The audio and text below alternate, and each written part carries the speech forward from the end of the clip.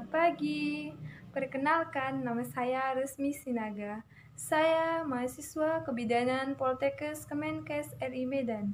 Di sini saya akan menjelaskan tentang penyakit keputihan. Nah, keputihan. Keputihan adalah arti sekret dari vagina. Bisa saja normal ataupun tidak normal. Kalau keputihan yang normal bisa disebut dengan keputihan fisiologis.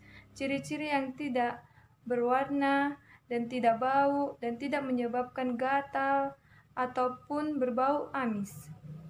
Nah, kalau keputihan patologis bisa terjadi perubahan warna putih, hijau, kuning, bahkan berbau busuk, bahkan berbau amis, dan bisa menyebabkan gatal dan nyeri pada perut jika kondisi yang sudah parah. Nah, yang pertama itu teman-teman, jenis-jenis keputihan. Misalnya, meningkatkan hormon yang menjelang atau setelah menstruasi dan pada seseorang ibu hamil dengan menstruasi dan tinggi hormon estrogen, bisa juga karena meningkatnya hormon seperti menggunakan obat-obatan, pil atau pil KB atau menggunakan kontrasepsi dalam rahim seperti spiral, IUD, dan juga bisa menyebabkan infeksi, misalnya terkena bakteri, jamur, parasit. Keputihan normal, hormon yang tidak berwarna, tidak bau, dan tidak ada rasa gatal ataupun tidak pedih.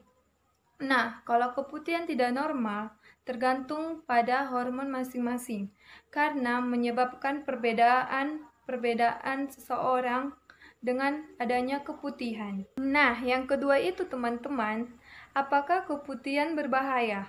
Keputihan itu berbahaya jika tidak diobati. Bisa saja berbahaya, misalnya infeksi naik lebih ke atas atau naik lebih turun ke bawah. Vagina yaitu masuk ke leher rahim atau ke bawah rahim seperti ke saluran telur, bahkan sampai ke kandung telur. Apakah keputihan itu berbahaya? Keputihan itu jika tidak diobati bisa saja berbahaya. Misalnya infeksi naik terlebih ke atas atau turun terlebih ke bawah dari vagina, yaitu masuk ke leher rahim dan ke bawah rahim sampai ke saluran telur, bahkan sampai ke kandung telur. Jadi ciri-ciri keputihan berbahaya itu disertai oleh nyeri pada perut, peradangan di panggul, dan bisa. Nah, ciri-ciri keputihan berbahaya disertai oleh nyeri pada perut, peradangan di panggul, dan ini bisa menyebabkan perlekatan dan bisa saja menyulitkan pasangan Anda ingin memiliki keturunan. Jadi teman-teman, sperma sulit bertemu dengan sel telur, dan misalnya juga untuk ibu hamil bisa memicu kontraksi rahim dan bisa menyebabkan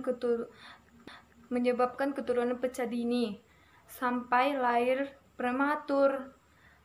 Nah, yang ketiga itu teman, bagaimana cara mengatasi keputihan? Nah, mengatasi cara keputihan, mengetahui penyebab masing-masing keputihan seperti memakan buah-buahan, timun, nenan, dan bisa memicu keputihan terjadi. Nah, yang keempat itu teman-teman, apakah keputihan menyebabkan penyakit? Ya atau tidak?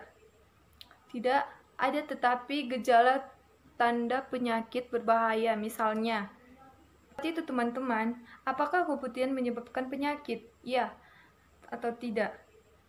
Tidak ada, tetapi gejala tanda penyakit berbahaya, misalnya kanker rahim. Gejala itu bisa mengeluarkan keputihan dan disertai oleh darah, misalnya saat berhubungan keluar darah.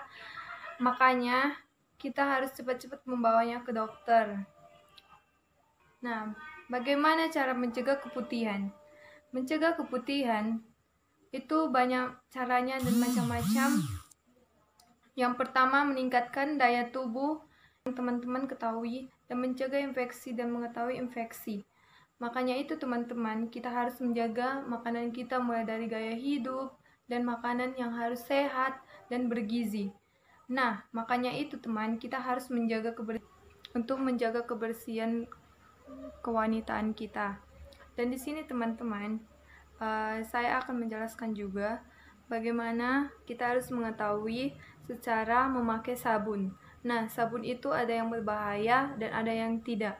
Nah, kalau kita memakai sabun atau membelinya, kita harus mengetahui pH dari vaginanya berapa. Teman-teman, kita membasuhnya mulai dari atas ke bawah supaya kita tetap menjaga kebersihan. Apabila kita membersihkan dari bawah anus ke atas, terdapatlah bakteri dari situ banyak. Dan kemudian teman-teman, kita tidak boleh memakai celana yang ketat, apalagi pakaian dalam yang ketat. Karena dari situlah banyak terdapat bakteri atau parasit. Dan kemudian teman-teman, satu lagi, tidak boleh kita menggonta-ganti pasangan karena dari situlah banyak penyakit yang kita dapat, apalagi melalui keputihan. Sekilas dari video saya, semoga bermanfaat. Jangan lupa like ya teman-teman.